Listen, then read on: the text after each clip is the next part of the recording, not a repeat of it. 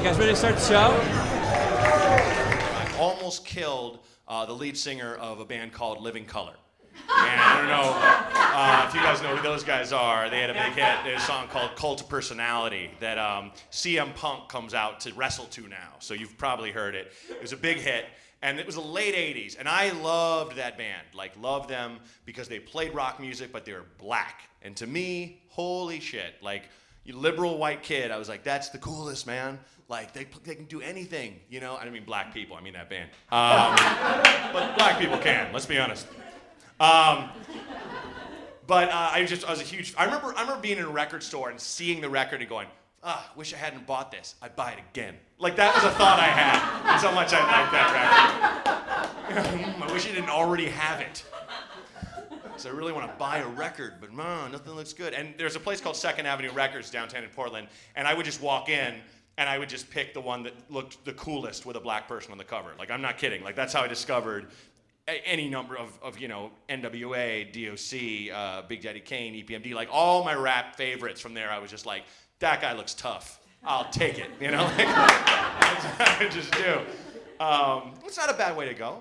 I wouldn't recommend it in iTunes. You can't tell. You can't hold the record and look around. But I went to see Living Colour at the Schnitz, the Arlene Schnitzer Concert Hall, which is in downtown. This is to give you let you see how large it is. My prom was in the lobby, like not even in the main area, like just the area where you wait to go in. That's where my prom was, around the little marble sculpture of a naked woman in a fountain. And you go inside. I can't remember if it's one or two balconies. I think just one balcony, but it goes back pretty far. And I was in the balcony, and Living Colour comes out, and I'm just excited. And you know, me and my friend Lev, and I had sprouted that year. I think I was maybe 13 years old, and I wasn't exactly this tall, but I was pretty big and ungainly. And I'm up in the balcony, and lead singer of Living Colour, he used to wear these body glove suits, like a surfer, right? And they were just these like foam rubber things that zip up the back, and then they would stop here, here, here, and here, like Buzz Lightyear would wear underneath all his armor, I think. And he ran up, and he's running all over with his cordless mic and singing and high-fiving everybody. And he goes under, and we're like, he's coming up in the balcony. He's coming to us. You know, like, we're excited. And he runs up, and he's coming down the aisle singing and jumping around. And he's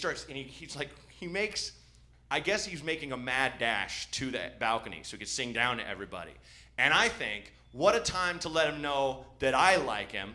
Let me give him a good pat on the back, like a friend. And I didn't realize I'd turned into a monster by that age. And I was like, yeah, Living Colour. Boom, on his back. And he's like, ugh, like took him off his feet a little bit, just pinwheeling down, like hitting people trying to stop himself toward a 50-foot drop. And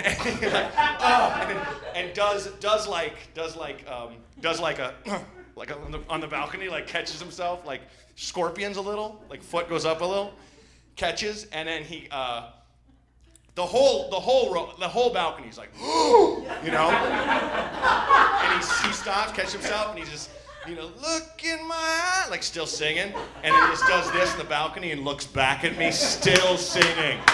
Cult of personality. And I'm just like, like what is the body language for, I'm so sorry, I'm an ape? You know, there's no,